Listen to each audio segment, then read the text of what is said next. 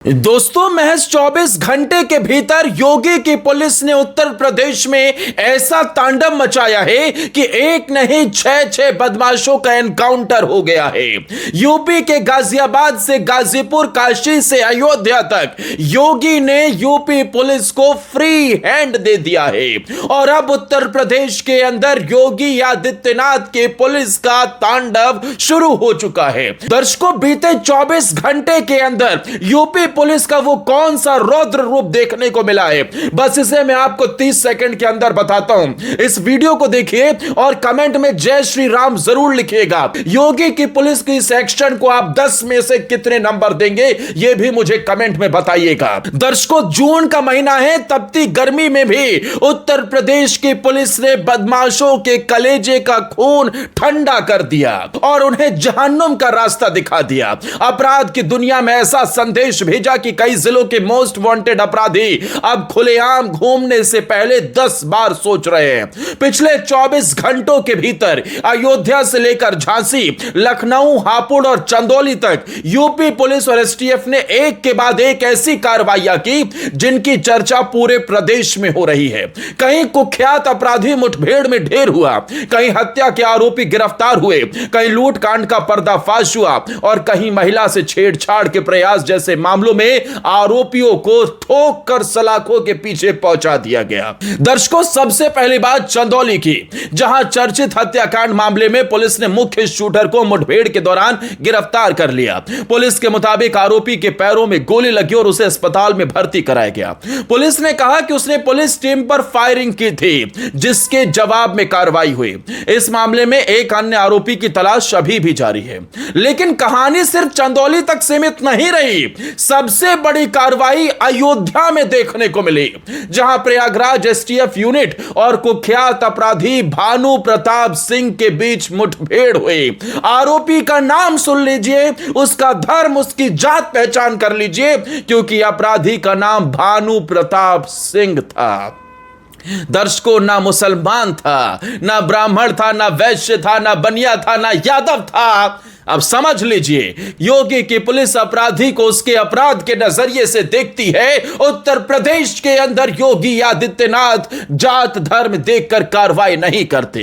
Police record के मुताबिक भानु प्रताप पर कई जिलों में गंभीर मुकदमे दर्ज थे और उस पर अलग अलग जिलों से इनाम भी घोषित था। मुठभेड़ के दौरान वो घायल हुआ और बाद में इलाज के दौरान उसकी मौत हो गई। पुलिस का कहना है कि उसके खिलाफ हत्या, डकैती, रंगदारी और गैंग चलाने जैसे कई गंभीर मामले दर्ज थे।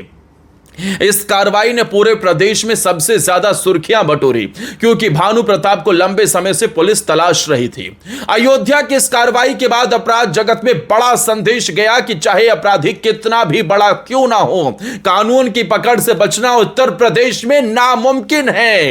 योगी की पुलिस उसे यमराज के दर्शन करवा देगी, जहन्नुम पहुंचा देगी। अगर उत्तर प्रदेश में अपराध का रास्ता पकड़ा तो उस अपराधी को मिट्टी में मिला दिया जाएगा।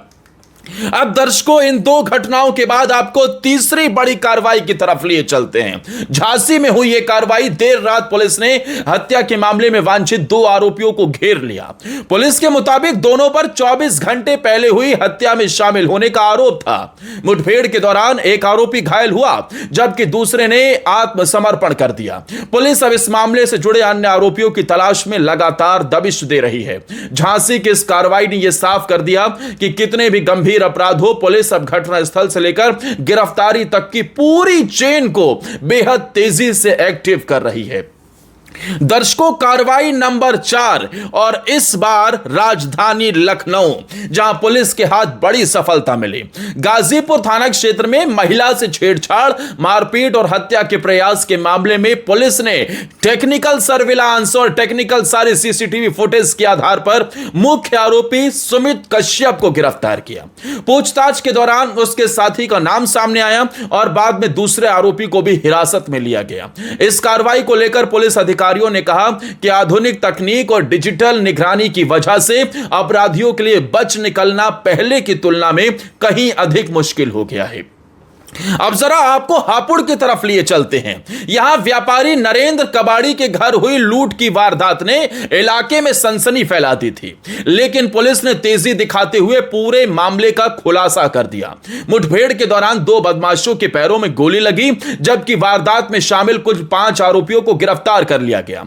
शुरुआती जांच में पुलिस को लूट से जुड़े कई अहम सुराग मिले और बरामदगी भी हुई। हापुड़ की इस कार्रवाई ने यह संदेश दिया कि संगठित अपराध और लूट की घटनाओं को लेकर पुलिस अब और ज्यादा आक्रामक रणनीति अपना रही है। दर्शकों, अब आपको छठी और सबसे बड़ी कार्रवाई के बारे में बताते हैं, क्योंकि चंदौली का मामला भी कम दिलचस्प नहीं है। लेकिन दर्शकों, उत्तर प्रदेश के अंदर योगी आदित्यनाथ की पुलिस की कार्रवाई को आप 10 में से कितने नंबर देंगे, कमेंट सेक्शन में जरूर बताइएगा। और कमेंट में जय श्री राम लिखते हुए भी जाना, क्योंकि दर्शकों, उत्तर प्रदेश के अंदर योगी जी ने 2017 में जब से कमान संभाली है, उन्होंने सिर्फ पहले दिन वो कुर्सी पर बैठे ही थे, तभी से अपराधियों की हालत खराब हो गई थी। योगी जी अपने भाषणों में साफ संदेश दे चुके थे। पहले ही शपथ के बाद जब उन्होंने माइक संभाला, मोर्चा संभाला, तो साफ तौर पर डंके की चोट पर ललकारा कि बदमाशों के लिए या तो वो उत्तर प्रदेश छोड़ दें या अपराध का रास्ता छोड़ दें, नहीं तो फिर उनके लिए यूपी में कोई जगह नहीं है। 2017 से शुरू हुई कार्रवाई और अब इस कार्रवाई के 9 साल से ज्यादा हो गए हैं। रुके नहीं है योगी जी, दिखावे का काम नहीं था कि एक दो को मार दिया और भीम बन गए। नहीं भाई साहब, योगी आदित्यनाथ की कार्रवाई 24 घंटा 7 दिन चलती है। योगी बुलडोजर भी दौड़ाते हैं, योगी आदित्यनाथ एनकाउंटर भी करवाते हैं, योगी उल्टा टांग कर सीधा भी करवाते हैं, योगी बीच चौराहे पर पकड़कर उनकी परेड भी निकलवाते हैं, योगी बदमाशों के हाथ में तख्तियां लेकर माफी मांगने का काम भी करवाते हैं। अरे दर्शकों, इसी उत्तर प्रदेश के अंदर याद कर लीजिए कि कैसे एक वक्त अपराधियों की गोद में सरकारें बैठी थी। याद कीजिए वो जमाना जब सरकार किसी गुंडे माफिया के इशारे पर चलती थी। उस वक्त बहन बेटियों का घर से निकलना मुश्किल था, व्यापारियों को दिन दहाड़े लूट लिया जाता था, और जो लूट नहीं पाए वो अपने घर पर बुलाकर उन व्यापारियों से रंगदारी मांगते थे, नहीं देने पर उनकी हत्या कर दी जाती थी। याद कीजिए दर्शकों, उत्तर प्रदेश के पूर्वांचल से पश्चिमी यूपी तक क्या आप 2017 से पहले खुद को सेफ महसूस करते थे? क्या इतनी एक्टिव कभी पुलिस दिखाई दी थी कि एक फोन करिए पुलिस की गाड़ी धड़ाम से पहुंचती है और कार्रवाई ऐसी होती है कि बदमाश की चूल्हे हिल जाती हैं?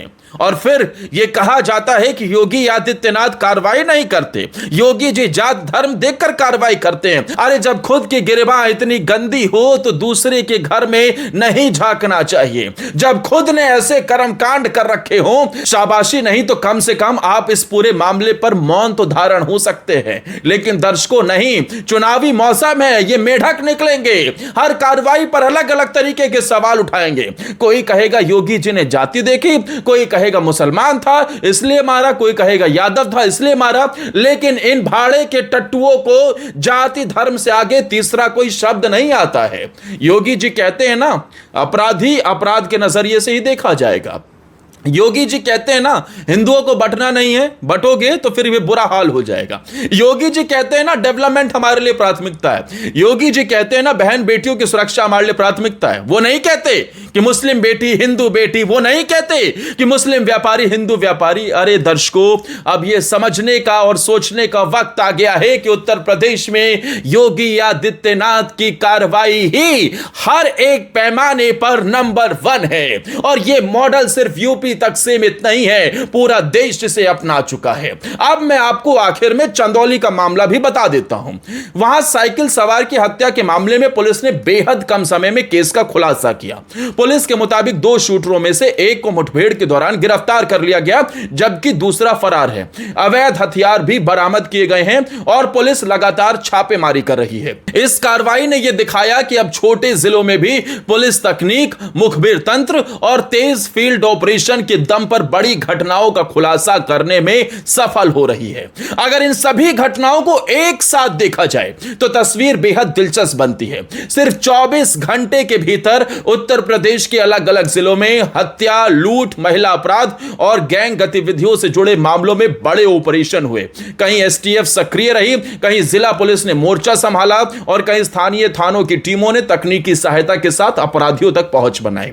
यही वजह है कि आज प्रदेश के कई हिस्सों में यह चर्चा है कि अपराध के खिलाफ कार्रवाई लगातार बढ़ती जा रही है। योगी आदित्यनाथ सरकार लंबे समय से कानून व्यवस्था को अपनी सबसे बड़ी राजनीतिक और प्रशासनिक उपलब्धियों में गिनती रही है। सरकार का दावा है कि अपराधियों के खिलाफ जीरो टॉलरेंस नीति अपनाई गई और पुलिस को खुलकर कार्रवाई करने की छूट दी गई। दूसरी तरफ विपक्ष इन मुठभेड़ों और कार्रवाइयों को लेकर सवाल भी उठाता रहा, लेकिन सरकार ने साफ तौर पर कह दिया कि रोते रहिए, बिलखते रहिए, सवाल उठाते रहिए, लेकिन घंटा फर्क नहीं पड़ता। कार्रवाई डंके की चोट पर होगी और कार्रवाई अपराध के नामो निशान मिटाने तक चलती रहेगी।